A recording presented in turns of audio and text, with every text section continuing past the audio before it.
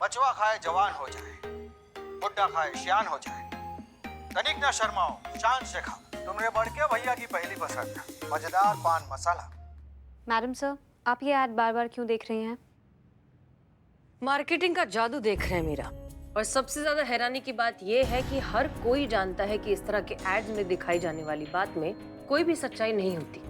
फिर भी एडवर्टीजमेंट का जादू ऐसा होता है कि लोग वो प्रोडक्ट्स खरीदते चले जाते हैं। सच कोई सुनना नहीं चाहता ना, कड़वा जो होता है। एनीवेज, हमने करिश्मा सिंह के जरिए गुटखा बिजनेस की रिपोर्ट बनाने के लिए कहा था, उसका क्या हुआ? रेडी है मैडम। दिखाइए। Okay madam sir.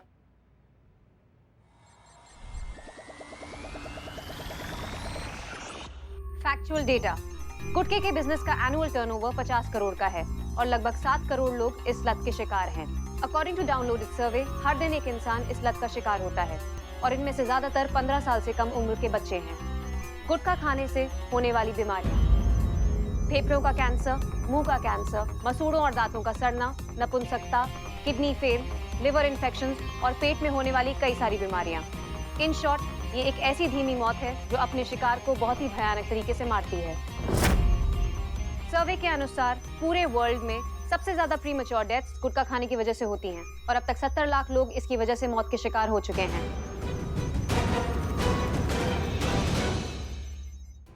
आपने कहा था कि सच कड़वा होता है, लेकिन इस केस में सच क्रूर, भयानक और खौफनाक है। बिल्कुल ठीक कह रही हो मीरा, ये तो बहुत ज्यादा खतरनाक है। हो सकता है कि ये जो एक्टर है जयदेव, इसे भी इसकी पूरी सच्चाई नहीं पता हो सकता है कि सब कुछ जान जाने के बाद कि ये चीज कितनी ज्यादा खतरनाक है, उसे इस बात का एहसास हो जाए कि उसे इसे प्रमोट नहीं करना चाहिए, ये सब बंद कर देना चाहिए। हमारे हिसाब से तो इसे नेशनल इमरजेंसी डिक्लेयर कर देना चाहिए।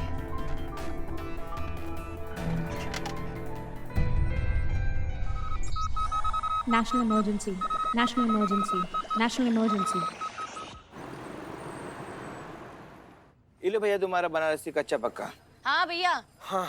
देखो क्या है ना कि लोगों को लगता है हम हिंसा बहुत करते हैं, लेकिन ऐसा बिल्कुल भी नहीं है, क्योंकि लोग हमको मजबूर कर देते हैं हिंसक होने पर। अब तुम ही को ले लो। अब हम तुमसे साफ साफ पूछेंगे कि तुम्हारे पास जितना भी ये तंबाकू गुटखा है ना, सबका सब हमको दे दो। तुम चुपचाप दे दोगे हमको तो हम काहे तुम्हारा हड्डी वसीयत करेंगे। ये अगर तुम हमको ना बोल दोगे ना कि तुम्हारे पास नहीं है, तो मैया का सब वो हाल करेंगे ना कि मुंह से एक कोई बात निकलेगी, दरोगा जी देखे तो बहुत मगर तुमसा नहीं देखा। क्या समझे? हाँ, ये कॉपी पेस्ट मासूमियत। अरे भैया हमारे पास ऐसा कौनो माल है ही नहीं, हम गुटखा तंबाकू बेचते ही नहीं। क्या बेचड़ा रहे हो? क्या घंटा मारेंगे ना? तुझे सब लग जाएगा संतु जी, हाँ तो मारेंगे, तुमको लगेगा ही ना। अरे आपको लग जाएगा संतु जी, हम बतिया रहे हैं, हम तेरे। अब हुआ, हम क्या कह रहे थे कि तुम्हारे एरिया में जितना भी तुम्हारा भाई बंधु लोग हैं ना, उनसे सारा गुटखा और तंबाकू हम इस बैग में कर लिए हैं जब्त। हम एकदम सराफत से उनके पास गए और बोले, देखिए सब जो कुछ आप बेच रहे हैं सब बड़ा खराब चीज है, हमको दे दीजिए। वो लोग भी एकदम सराफत के साथ सारा सामान हमको दे दिया। अब हम आए हैं किसके पास? तुम्हारे पास। तो अब बारी तुम्हारा है, तुम भी एकदम सराफत से हमको सारा माल दे दो, कोई केस नहीं, कोई मार कुटाई नहीं, तुम भी खुश हम भी खुश, टंटा खत्म। हम सच बोल रहे हैं साहेब, थोड़ा बहुत जो तंबाकू गुटखा का माल था वो अभी अभी एक महिला आके लेके गई हमसे। महिला? कौन महिला? पता नहीं साहब, अभी अभी तो चली गई, ज्यादा दूर गई नहीं होगी। वो कह रही थी कि वो पुलिस वाली है।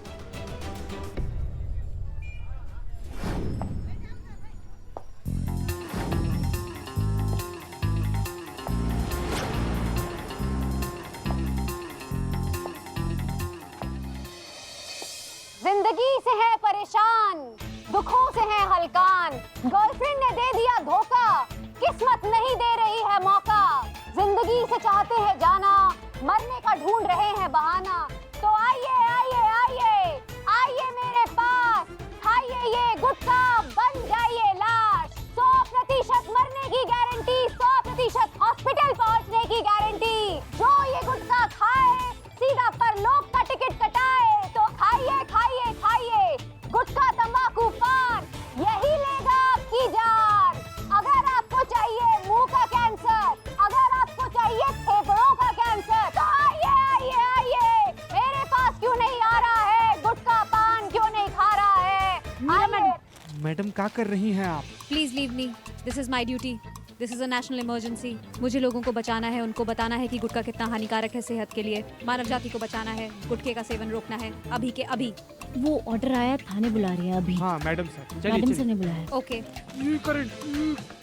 चलिए चलिए चलिए। चलिए मैडम, आइए मैडम, आइए मैडम। हाँ जी, साजन कौन है? तो आप ही है जो हर पान पनवाड़ी को यहाँ से पान मसाला सप्लाई करते हैं। हाँ जी। ऐसे क्यों बात कर रहे हैं आप? मैं ऐसा ही बोलता हूँ। हाँ, इनकी नाक से ही आवाज आती है।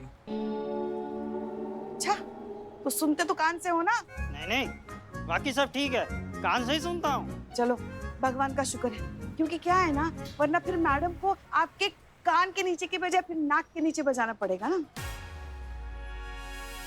तुम इधर देखो, सिर्फ इसी इलाके में सप्लाई करते हो या और भी कोई इलाका है? नहीं जी, और भी इलाकों में मेरा माल ही सप्लाई होता है। सोती नगर, वजरपुरा, मैना मार, सब इलाकों में मेरा माल ही जाता है। ये मजेदार नाम का गुटखा जो है, ये भी आप ही सप्लाई करते हैं? गुटखा? छी छी छी, मैडम कैसी बातें कर रही हैं आप? गुटखा बेचना खरीदना तो गैर कानूनी है। हम ऐसा गैर कानूनी काम नहीं करते हैं। आपको यकीन ना हो, बिल बुक चेक कर लो, गोदाम चेक कर लो, जहाँ चाहे वहाँ चेक कर लो। अगर आपको गुटखे की खुशबू भी मिल जाए ना, तो आपकी जूती और हमारा सर। एक मिनट जरा।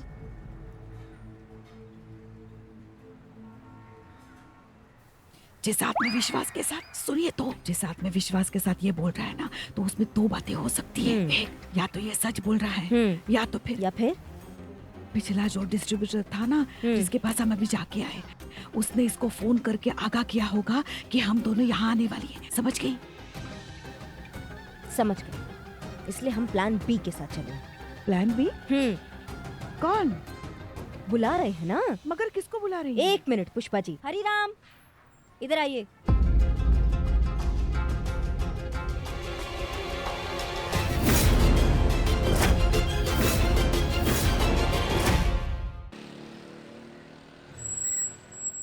सवाल नहीं करेंगे, कहा है कि आपका थोबड़ा ही बता रहा है कि आप इसे जानते हैं, तो इनका परिचय हम आपको नहीं देंगे। इनका कहना है कि इनका जो दुकान है हरिराम पान भंडार, वही है ना, इस पे आप वो गुटखा सप्लाई करते हैं, वो मजेदार गुटखा। अरे झूठ बोल रहा है ये आदमी, मैं तो इसे जानता भी नहीं। ये शक्ल तो मैं पहली बार देख रहा हूँ। अरे क्यों झूठ बोल रहे हो सेठ जी? हर महीने इतना माल लेता था गुटखे का, वो भी कैश पेमेंट पे। आज इतनी जल्दी भूल गए? अबे जा, मैं कौन खामखा बातें बना रही है आदमी। सजनवा कैसन हो? अब बात करनी थी। हम क्या कह रहे हैं कि हम जो है ना, वो बढ़िया सा लग्जरी सा ऐसा पनबड़ी की दुकान डाल रहे हैं चंदपुरी की चौक के यहाँ। तो हमको क्या है, पान सुपारी, पान मसाला, तंबाकू और गुटखा, और मजेदार गुटखा बहुत खास करके चाहिए हमको। बहुत माल लगने वाला है हमका। भाई हाँ बोलो। पुलिस सामने खड़ी है, मिलेगा सब मिलेगा। हम बैठे किस लिए हैं? तंबाकू और हाँ भैया, हो गया हो तो। नहीं बस धंधे के लिए नंबर ले रहे हैं, बस हो जाएगा। 2 मिनट, नंबर डायल करो।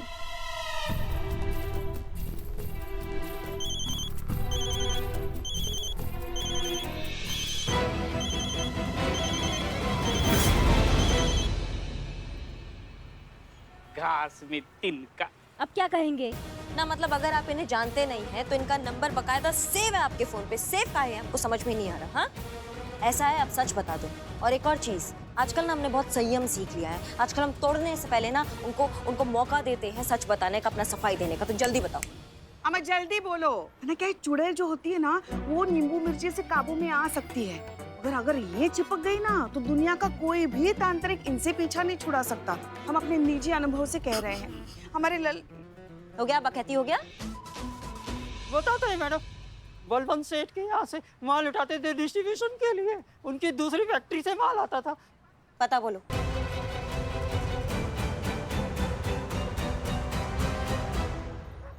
आपने कहा था कि इसे एक नेशनल इमरजेंसी होना चाहिए। आपने कहा, और पता नहीं कैसे मेरे सिस्टम में एक कोर सेटिंग एक्टिवेट हो गई। इसलिए मैं इस सच को ज्यादातर लोगों तक पहुंचाने लगी, उन्हें अवेयर करने लगी। इस तरह से? गजब मैडम सर ने कहा कि सच बोरिंग होता है, इसलिए उसे इंटरेस्टिंग बनाने के लिए मैंने ये तरीका निकाला, व्यंग के साथ, विद सार्काज्म।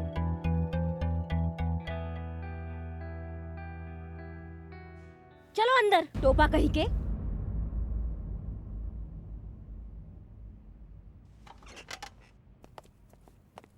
मैडम सर देखिए, ये रहा मुजरिम। कबूलनामे के साथ है। हमने सारा टंटा साफ कर दिया है, जितना भी माल था सब जब्त कर लिया गया है। ये उसका सैंपल है और बाकी का जो है वो गाड़ी में पड़ा हुआ है।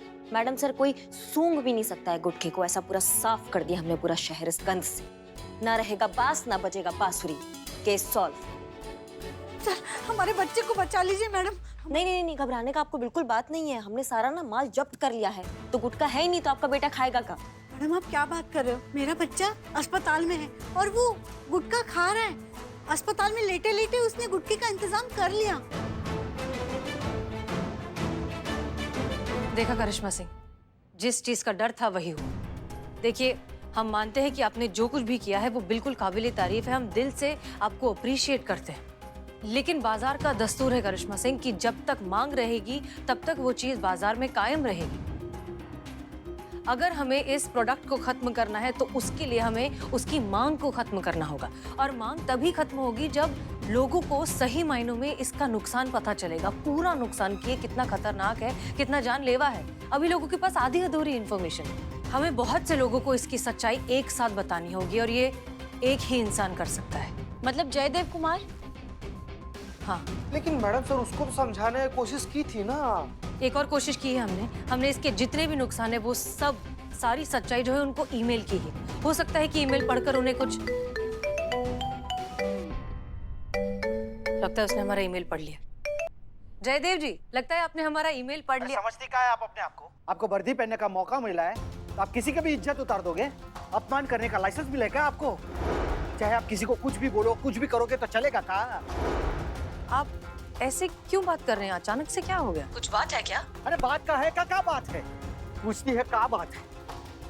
आपका ईमेल पढ़े ना, पढ़ने के बाद हमको ऐसा लगा कि ये पान मसाले का उत्पादन का जो प्रचार प्रचार है ना, हमको नहीं करना चाहिए।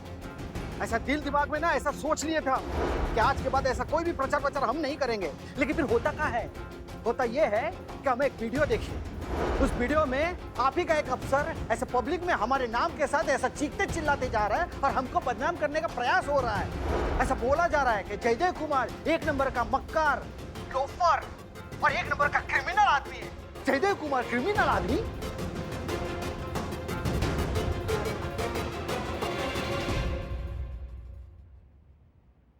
जयदेव कुमार झूठा है, बेईमान है, लालची है। जयदेव कुमार पैसों की लालच में जहर बेच रहा है। वो अपनी फैन की मौत का जिम्मेदार है, उसकी वजह से लोग मर रहे हैं। जयदेव कुमार हत्यारा है, आपको गुटखा खिला रहा है, आप भी गुटखा खा रहा है, साथ में मरते जा रहा है। देखिए मिस्टर जयदेव जी, अब आई एम रियली सॉरी, जो कुछ भी हो उसके लिए हम आपसे माफी मांगते हैं। अरे मैडम, माफी तो आपको मांगनी पड़ेगी, और वो भी कोर्ट में, और वो भी पब्लिक के सामने, हमारी जनता के सामने, और वो भी 20 लाख के हर जाने के साथ। 20 लाख? आपने हमारे नाम के साथ खेलने का प्रयास किया है ना मैडम, तो हमने भी मानहानि का केस ठोक दिया है आप पे, वो भी पूरे 20 लाख का। आपको समझ में आ रहा है? वो क्या कहते हैं अंग्रेजी में? कंपनसेशन, क्षतिपूर्ति, हर जाना। 20 लाख का हर जाना? हाँ?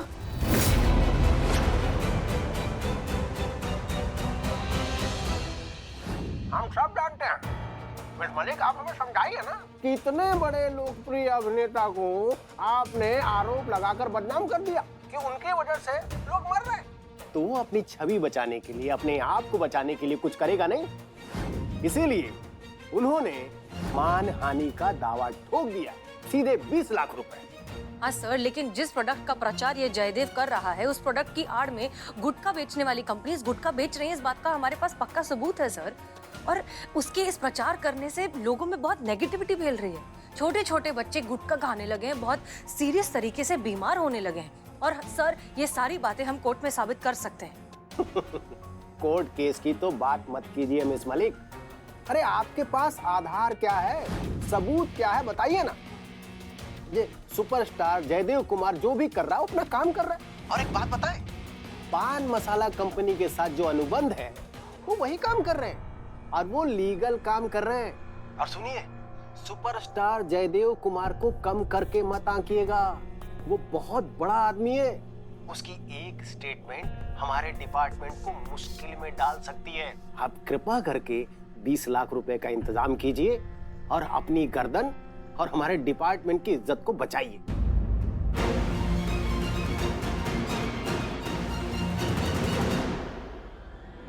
प्रोडक्ट का प्रचार ये जयदेव कर रहा है, उस प्रोडक्ट की आड़ में गुटखा बेचने वाली कंपनीज गुटखा बेच रही हैं, इस बात का हमारे पास पक्का सबूत है सर। सुपरस्टार जयदेव कुमार को कम करके मत आंकिएगा, वो बहुत बड़ा आदमी है। उसकी एक स्टेटमेंट हमारे डिपार्टमेंट को मुश्किल में डाल सकती है। आप कृपा करके 20 लाख रुपए का इंतजाम कीजिए और अपनी गर्दन और हमारे डिपार्टमेंट की इज्जत को बचाइए। सर ये आप क्या कह रहे हैं, हम 20 लाख रुपए कहाँ से लाएंगे? अरे ये सब तो जयदेव कुमार की बदनामी करने से पहले आपको सोचना चाहिए था ना। अब आपको तो इंतजाम करना ही होगा, समझ गई आप? माफ कीजिए सर, लेकिन इसमें हमारी कोई गलती नहीं है। मीरा में टेक्निकल फॉल्ट हो गया, उसका इमरजेंसी मोड पता नहीं कैसे ऑन हो गया और उसने ये सब कर दिया। इसमें हमारी या थाने की क्या गलती है सर? संभवतः आप भूल कर रही हैं मिस मलिक। जब मीरा की जिम्मेदारी आपको दी जा रही थी तभी स्पष्ट कर दिया गया था कि मीरा का हर अच्छे और बुरे कार्य का दायित्व तो आप पर है। अगर कोई भी अच्छा काम करती है, कोई भी बुरा काम करती है, तो आपकी और आपके थाने की जिम्मेदारी बनती है। ठीक है, हमने जो कहा वो ध्यान से सुनिए। हम सब जानते हैं 20 लाख रुपए का इंतजाम कीजिए।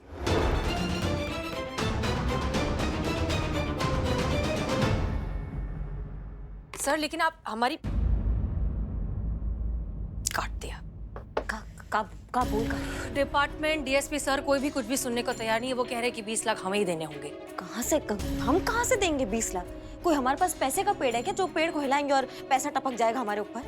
ये सब उस टीम के डब्बे की वजह से हुआ है। जब से आई है ना मैडम साहब, ग्रहण लग चुका है हमारे थाने को। कहाँ ये टीम, इसको नहीं छोड़ेंगे आज हम। Meera. Yes madam, how can I help you? एक हेल्प करो, यहाँ से दफा हो जाओ। तुम जब से आई हो हमारा पूरा कबाड़ हो चुका है। हमारा ये तुमको कबाड़ में होना चाहिए, हमारा सर कबाड़ होता जा रहा है। हम ना तुमको खोल डालेंगे। अम्मा का टोपा हो का? जिंदगी से संबंध टूट गया है क्या? ऐसी मार मारेंगे ना कि जब भी मुंह खोलोगे एक ही बात बोलोगे कि दरोगा जी देखे तो बहुत पर तुमसा ना देखा। मारेंगे कंटाप, हो जाओगे संटाप। आप ही से सीखा है। अगर आप मुझसे लड़ना चाहती हैं तो बेशक लड़ सकती हैं। आज मेरी बैटरी भी फुल है। फिर देखते हैं कौन कहाँ जाता है, मैं कबाड़ की दुकान में या आप शमशान में। बताइए, डायलॉग मारना भी सीख गई इसकी तो। करिश्मा सिंह, मीरा से लड़ना प्रॉब्लम का सलूशन नहीं है। इस जयदेव को 20 लाख रुपए चाहिए ना, मिल जाएंगे।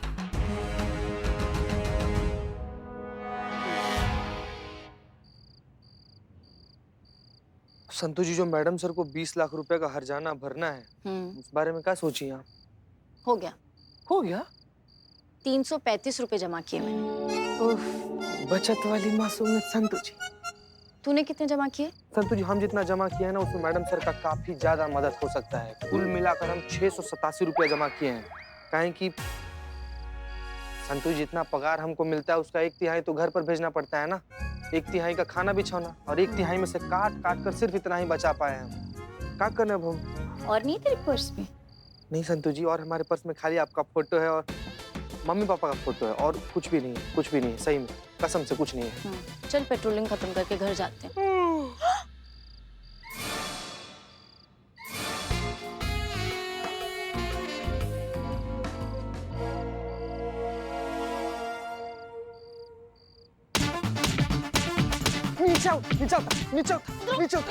नीचे तुमको तो ले जाकर वहां पर पिलोटे देखिए संतु जी। आप पुराना धंधा फिर से शुरू कर दिया अपनी चोरी करने का। अपने लिए नहीं, हाँ, अपनों के लिए, अपने थाने के लिए, मैडम सर के लिए। वो अकेले 20 लाख का हर्जाना कहाँ से जुगाड़ कर पाती? इसीलिए ये चोरी का जुगाड़ कर रहा हूँ मैं। पिलोटे यार, सॉरी यार, बहुत मार दिए तुमको भाई। बिल्लू जी, आप जानते हैं ना मैडम सर टच तक नहीं करेगी इन पैसों को। ऊपर से ये चोरी करके आप करिश्मा मैडम को और दुखी करोगे। आप जानते हैं वो गर्व से लोगों को कहती है कि आपने ये चोरी चकारी छोड़ दी है। आप उन्हें गलत प्रूफ करना चाहते हो। तो पैसे कैसे आएंगे? अरे तो पैसा लाने के लिए चोरी करने का जरूरत है? अपना किडनी बेच दे।